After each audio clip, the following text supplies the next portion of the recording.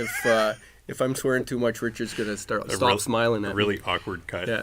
So January 11th, first podcast for Sweet 16. Hey, way to go, Richard. RFP Media. Yeah, we're in the co-working 176 space here in North Bay, Ontario, Canada, on Lakeshore Drive at the corner of Gertrude. This is a nice spot. I've never been in here. Yeah, it's pretty cool. Nobody's been in here. Yeah, no, I'm going to introduce the team here. We got Richard Fortin, coordinator, RFP Media, right? We got Bernardo. I can't say your last name. Can I just go Bernardo Cerquera de Villa? Perfect, right on. I thought He's doing video lighting. We got Ryan Best on sound. Ryan. And it's written by your host, Dave Dale, Small Town Times. Welcome, guys. And Thank you. I'll introduce our comedians a little bit more detail later, but this is Andre Raymond. I can't do the little French accent sort of thing. yeah, Andre. Yeah. Anyways, and Adam Beanish.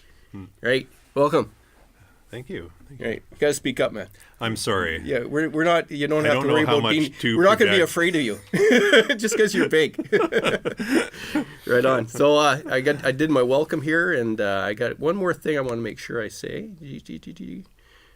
Small Town Times is the main sponsor, but if anybody else wants to sponsor, we take cash because we got to pay these guys. All right, Andre, comedian, 30-ish. Calendar resident, import from Sudbury, food and beverage production specialist. Is that what your title is at work? yeah, sure, we'll go with that. Took TV at college? Film. Film. Yeah. Cool. Canada? Yeah. Yeah. Didn't finish? No, I didn't finish. Yeah. Okay, cool. Typical film student. Yeah. Actually, typical Canada student. Well, just in general, just like, oh, this would be cool, and then you get there and you're like, oh, I have to work at it? Never mind. Yeah, well, comedians don't like to work, right? Yeah, exactly. We'll get more into that later. Going on 6 years, you've been in the biz? Yeah. Trying to make people laugh? Yeah. Cool. And you're interested in checking out the Montreal scene someday? We'll come back to that. Sure. Cool. Yeah. Adam, not quite 30-ish? I'm 38. Holy fuck! Is that real? Yeah. I was going to give you 29 just because, Oh, wow. you act like it. I look like a 12-year-old when I shave. 38? Yeah. Wow. All right. Educator by trade? Yeah. I teach kids art. Yeah. So you know our system's not working, guys. There's supposed to be like a screening out process, isn't there? Oh no, well, I can. Oh, no, they're like, as long as you got a face, I can come in, teach talk art the to kids, and they make art. We got an open mic coming up at Cecil's. You're going to be there, Andre? Yes, I am. Thursday, 8 o'clock. What do you think of the Cecil's venue? I like the room.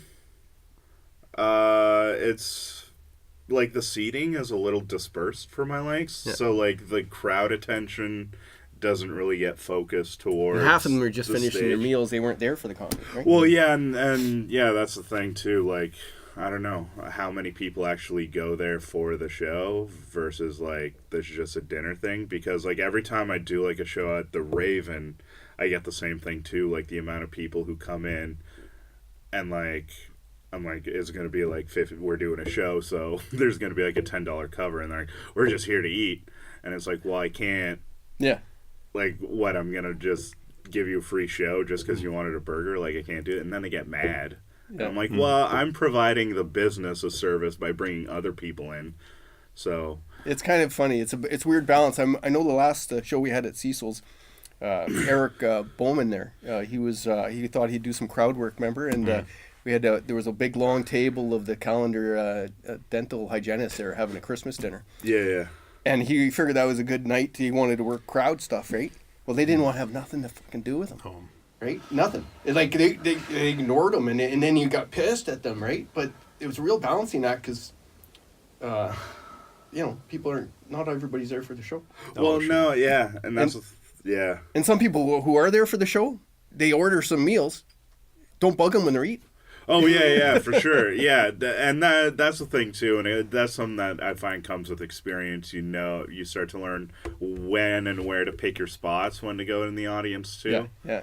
Because otherwise, yeah, you're just gonna. Oh, well, the one group, it was a girls' night. They kept yelling back at me when I was doing heckler management, and I walked into the crowd That was that same night. with them, and they're.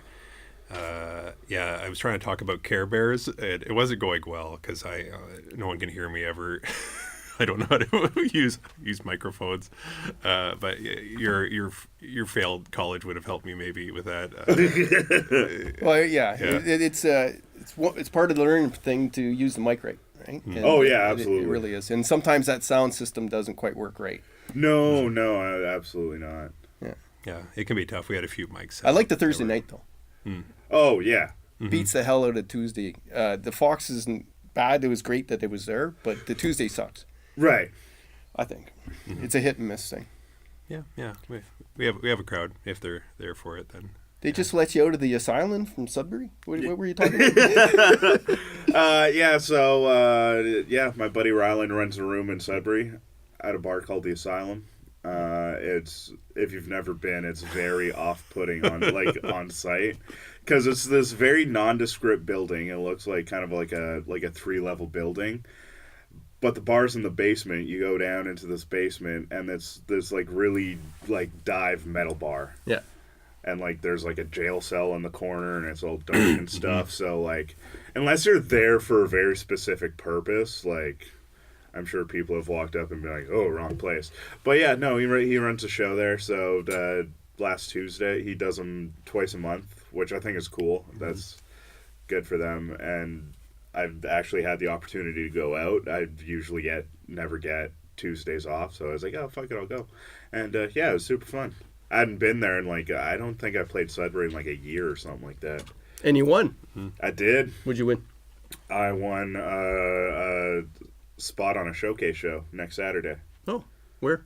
Same place. Oh, okay. Right on. Who's all in the show? So it's going to be myself and Cole Leonard, kind of like doing co-headlining duties. Is that the guy from Capril? Yeah. Okay. Very funny guy. And pretty sure Tim Kraft is also going to be on the show. Ryland Stoller is going to host, as it's his thing. That's usually how it works. Yeah. But it's cool. It's fun. Right on. Saturday. What time? 9 o'clock, I think, start time. Oh, that's cool. That's right on. You were in Sudbury a couple times too at some open mics, eh? yeah, I did the Little Montreal. Yeah. Who is that? Cole? Cole runs that. Yeah, that's cool. Yeah, Cole Leonard, he runs it. That's a very storied room. Yeah, it's interesting. There's they actually it's interesting there. They have a curtain that they put up in the middle. Yeah, well, because it pushes people to the stage, which is nice. Like when you don't have a big crowd to fill the whole room, if you can like get people to the front and then you can draw that curtain, it helps create the small room atmosphere, so it's not so like dispersed. So I like that. But that's the room I started at. That's the very first room I went up in. Is that why you call it storied? Yeah. Well, Because I got a story about it. no, just that like it's been like the main room in Sudbury for like a lot of years. So when I first started, they only did one open mic there once a month. It was the last Friday of every month, and I would just drive out there and do my 5 minutes when I was first starting. My shitty 5 minutes. I'd drive 2 hours to do my 5 minutes, then drive back the same night. And that probably describes beginning comedy and ending comedy. Oh, that's the thing. Like, especially because now with the internet and like Netflix and all these specials, like I think comedy's at like an all-time high in terms of interest. So you have all these people who are like, I want to start doing comedy. And then you don't realize, like, those first 6 months, that first year, it's rough. You're doing a lot of driving for a lot of nothing. But it just depends, like, how bad you want it, right? Like, Yeah, well, it's like anything. You gotta pay some dues. Yeah, exactly. Some blood, some tears, right? Well, I thought the first time I met you was, I think January last year. Oh yeah, when we started Yeah. the mic at the Fox. We had the open at the Fox, and you're like, yeah, I've been at it 5 years, and I drove up to Sudbury, and I'm like, these losers driving to Sudbury, but here I am. I went up, twice last month, right? Because I need it, right? Yeah. Well, and that's the thing, because when I first started, there was nothing here in North Bay. Yeah. The only other comic I knew was Clint Cucci. Right. And he did, at the time, there was like no real rooms going on here in North Bay, but he's like, there's a group of guys doing it in Sudbury. You can go out there. And then, and so It's almost saturated here in North Bay right now. and that's the funny thing. It's almost kind of reversed, because when I started going out to Sudbury like 5 years ago, they were getting like decent crowds, and like now it's the opposite, where like, I don't know, I haven't been in Little Montreal in a while, but from what I hear, they're having a problem drawing, and like now here in North Bay, it seems like there's a show every other. Yeah, because week after or this month. Thursday at Cecil's, The that's the Sportsplex. 17th. Then there's Powassan Sportsplex on the 26th again. Right. It'll be their third show in Powassan. I'm not sure. Are there any more at the Fox? Eric messaged me. I think he's gonna quit doing that. Oh, okay. Yeah. I didn't like it. Just in the night. The venue, it was hit and miss, but And it's one of those things of like location, like can really either make or break your show. Whereas like the Fox is not the most easily accessible place in town, because it's all the way up on fucking McEwen, or like down at the McEwen end or whatever. So like if people want to go have a few drinks or whatever, and then they have to try and find a way home, all this, there's a lot of logistics involved. Whereas like if you do anything downtown, like at Cecil's or the Raven, it's so central that literally you can just get drunk and stumble your way home. what's driving you in comedy? Is it the lack of being able to do anything else, or is it... Yeah, a little bit of column A, a little bit of column B. I spent zero time in my life actually cultivating any marketable skill. Like when I was a kid, the original dream was to play hockey. That was like from Everybody's ages dream, 0 to like 8. Hockey was my entire life, and I remember I'd go to school, my teachers would be like, "What do you want to be when you grow up?" And I'm like, "Well, I'm going to play hockey. I'm going to play in the NHL." And they're like, "Well, that's a very good goal, but what's your plan B?" And I give them this like alien, like, "What are you talking about, plan B?" "No, I have this all planned out. I'm going to play for the Habs. I'm going to play left wing for Koivu. It's going to be great." But then, like, actually devoted none of my time to anything else. And then once it became clear that, oh, no, you're not going to play professionally. I think they mean You plan mentioned the A. Habs, so I'm going to have to Represent. represent. But yeah, and then... And if you don't like the two, man of many hats. But yeah, comedy kind of filled that void where that was the other thing. I would just... Because that's one question, actually, I want to ask you guys, because... I feel like, I don't think I'm out of place saying this, but like you guys came to comedy a little later. yeah, no kid. No kid. But like for me, like I knew I wanted to do stand up since I was like 7 or 8 or whatever. So like what made you guys want to start? I thought it was ridiculous, the urge, right? I never understood it. People always said, "You're funny, you should do stand up." And I'm like, that's not a viable business option, right? but yeah, the open, someone shared that there was an open, right? Okay. They've been doing it for years, and I thought I'd try.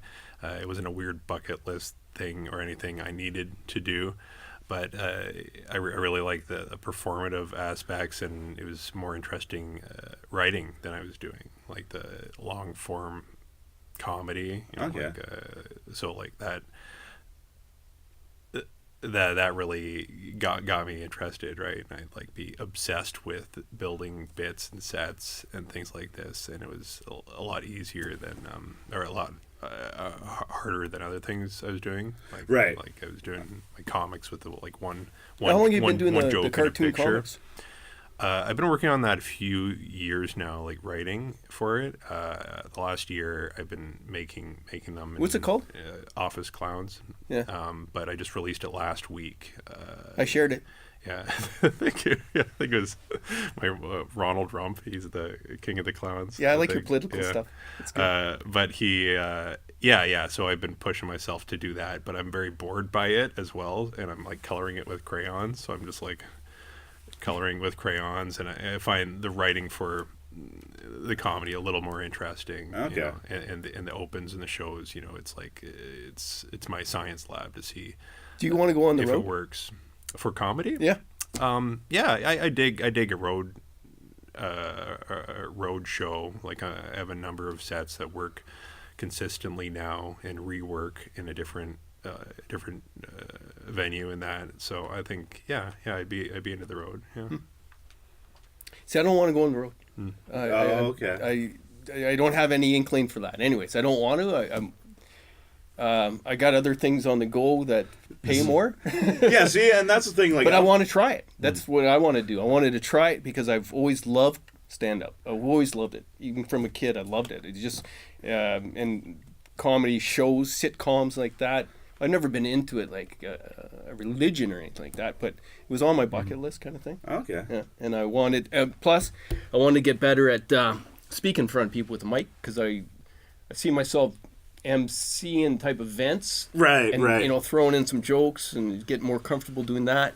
And the stand-up comedy is just like almost like exercise. Well, yeah, no, yeah, it's But I do enjoy it. For Get it, what a those- charge! It's like the big game, eh? Like Right. when we go out for it. Oh, sorry. It's the best. It's my agent. It's the biggest high I ever had without drugs. yeah, for sure. Yeah.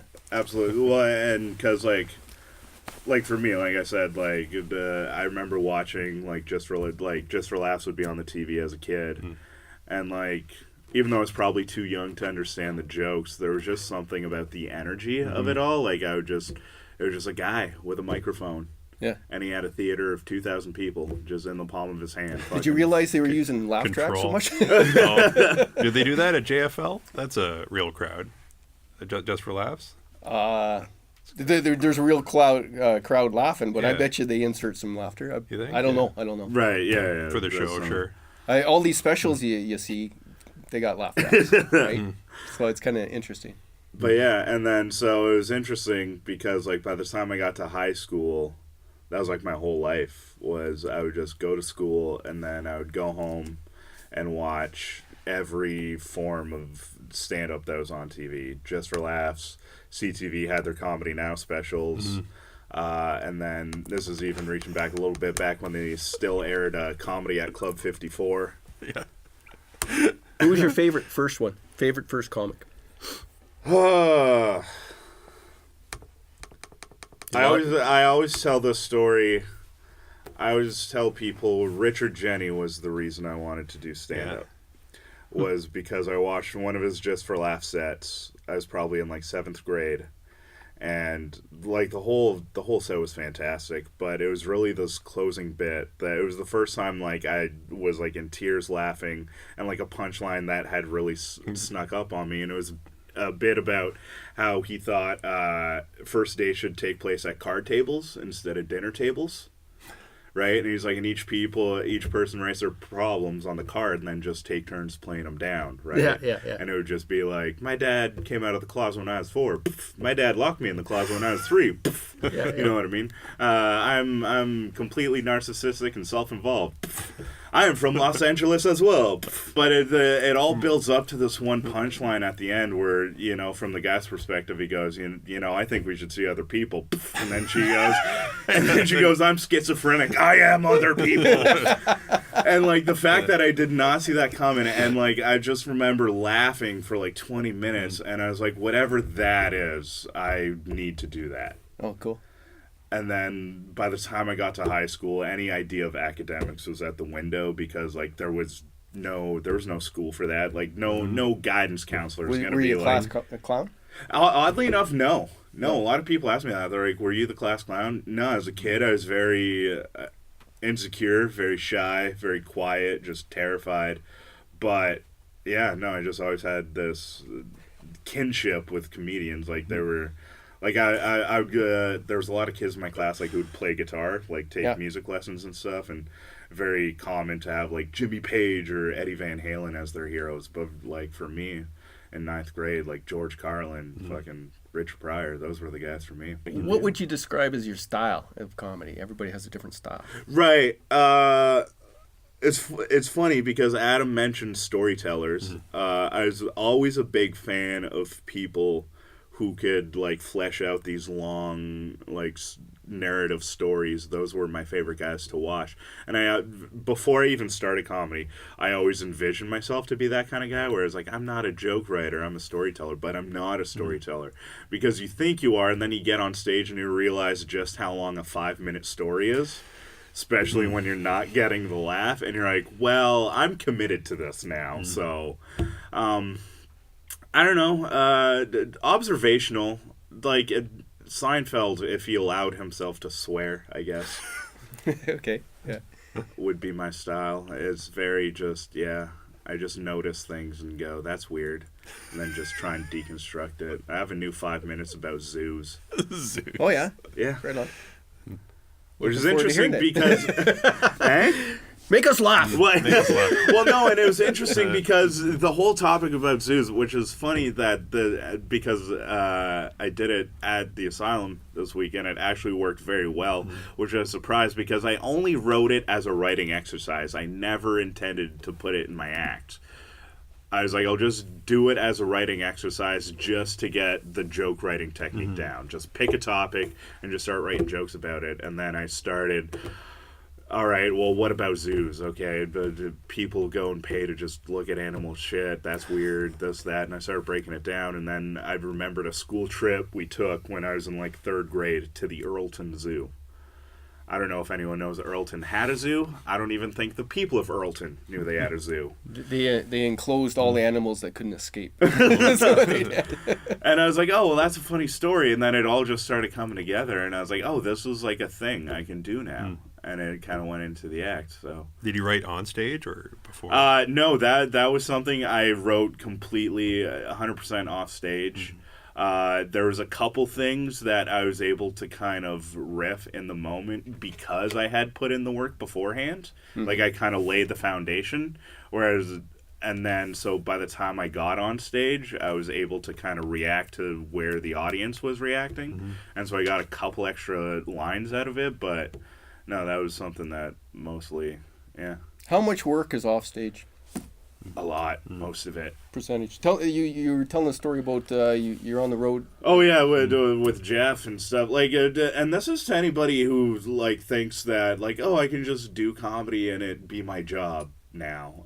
If you want to support yourself doing comedy because you think it's less work than a real job, you're out of your mind. Yeah. And because it's any kind of business, anytime you try and start any kind of independent business, it's all your hustle. You're gonna get what you put into it, right? Be it a store, be it a restaurant, be it the comedy is just you're in the business of yourself. So you constantly have to be promoting. You constantly have to be writing. You constantly have to be rewriting, recording yourself, watching, which is why I always get a kick out of like when I watch guys start now and they're pretty new and they got their like brand new notebooks that have yet to be cracked and they're like, oh, I've been doing some writing, and you notice, and I see just a couple of bullet points and I'm like, oh, that's not writing. That's not, no, you have to like you have to dissect that thing and rewrite it and edit and then cut the hell out of it. Yeah, you gotta go over that thing 7 more times. Yeah, cut the fat out.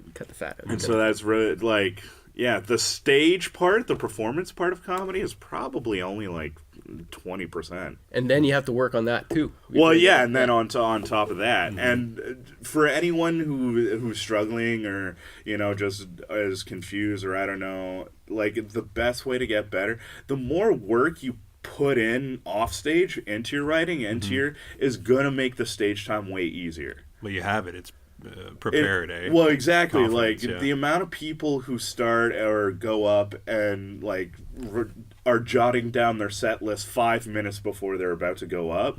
Yeah, no, of course you're gonna bomb because you're not prepared. There's nothing. Yeah. You need to have that thing locked and loaded before you even walk into the venue, and then when you get up there, because you know it front to back, now you have the freedom to be able to go different places because you're like, if this tangent that I'm going on doesn't work, I know exactly where to go back on the material.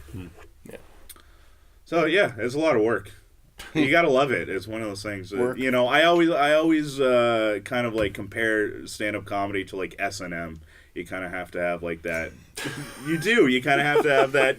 Yes, mistress. Can I have another kind of mentality to it? Because you're gonna bomb inevitably, and it's gonna suck. But if you want to stick to it, you gotta be like, yes, mistress. Like if I bomb. Yeah. Yeah, no, for sure. I don't want to talk to anybody right now. Like, just let me stew in my misery. Do comics know not to bother a guy when he bombs? Like, do they know not to do the high five when it's a low fuck? I would hope so. I mean, I do. Like, if I see a guy go up and, you know, just a rough room or whatever, and I go, and then he gets off, like... Is that a good time for someone to say, hey, you know what you should do? Oh, you should. You know what you should have done? Everything you didn't. Yeah. Have you tried being better? Or just be good. Try having jokes. Have you good. tried being funny? Yeah. Although I've had to fight off those urges sometimes of watching somebody go up and then just be like, have you tried being funny? I heard that helps. But that's a very dick move to do. But no, like if someone does bad, I just try to give them like the hallmark, you know, like get them next time, right? Kind of deal. You can't win them all. But nice try, swing and a miss. Yeah, you know, that's what they want to hear. Well, kind of, because like I know when I do bad, like, and I get off, like, yeah, no, I just, what can you do? I mean, it feels bad. It's terrible. I don't like it, and like it never doesn't not feel bad, but I know it's part of the process now. So like, percentage wise, how many bad compared to good? I bat over 500, more good than bad, and You'd be in the Hall of Fame of baseball if you did that. Yeah, I know, right? Yeah. At least I like to think, anyways. But I'm sure every comedian is like that. Well, you're self-aware, like most comedians are self-aware. and that's the thing, and like I'm definitely my own hardest critic. Yeah. I'm pretty well. My next fundraiser, I'm going to hand out pot cookies right at the front door. Just wait an hour, and then we're going to start. But I hear like because they have weed rooms down in Toronto, Yeah. They do comedy shows at the pot lounges, and I hear They're tough. Well, yeah, I hear like a room full of. Oh yeah. Well, kind of, yeah. Like guys who have never performed in that environment, and then they go up and do the set there, and it's jarring because like a room full of people who are just stoned to the gills, like you're not gonna get the ha laugh. You're gonna get hit. And then, as comedians, you're kind of like Pavlov's dog, trained to wait for the laugh and to hear the laugh, and that's how you tell if you're doing good or not. So when you don't get those like actual out loud laughs, you're like, oh, that. Don't get stoned, be paranoid, and go in one of those rooms. Is that what you're saying? Yeah, I guess. I've never played a weed room, so I can't tell you. I've never gone on stage high. That's something. Doesn't mix. Have you tried it? Yeah. And you didn't like it? No, not as much. I didn't do badly. Right. But I didn't enjoy it as much. 3 beers. I kind of like 3 beers. Yeah. 3 light beers. I'll have like a beer before a set just to kind of get that warm feeling and just a bit loosened up. But yeah, I don't like going up super under the influence of anything. I'm amazed the next town over jokes, like I did that in Powassan about Calendar, and I was like surprised. I was like looking around. I'm like, and someone actually warned me about Powassan. They're like, now they're not stupid. You're going to Powassan. They're not stupid. I'm like, who says that? I'm like, I don't like. I live in Calendar. We're like the same size town. We're next to each other. We just happen to be in different places, right? But I sat down with the crowd in my bit. And I'm like, now people warn me about coming to Powassan. I'm like, I'm from Calendar, and they're like, boo. Recently, the only joke I've been doing about being French is related to all the conservative cuts or whatever, but the joke is basically where I'm like, all right, fine, but who's going to run all the chip stands? Yeah. Right? I'm like, what, are you going to go to an English chip stand and get shredded cheese on your poutine? That's not right? Like, is that a world you want to live in? A lot of people don't realize is that when their jokes don't work, it's not so much that your punchline is bad or this or that. Like a lot of times, it's just you haven't set up the idea correctly, so Yep. the audience is not really understanding where you're coming from. And it's one thing that like I always took in from like Chris Rock is a master of this, of explain, punch, and then he'll even go back over it, explain, and then re-tag it. Where it's if you set it up properly, if you give the right amount of context, it should work most of the time. Good punchline, bad setup. Yeah. Right. Hey man, this has been a good show. I've had a lot of fun. How about you? Yeah. Enthusiasm. Yeah, no, I had A fun. little bit too much excitement there. This is great. Yeah. And thanks to my guests. Richard's coming in at me with the camera, so I'm kind of freaking out here. But we have Andre Raymond. We have Adam Beanish, and I'm your host, Dave Dale, Small Town Times. This is the first of hopefully many. Later, guys. Thanks. Ciao.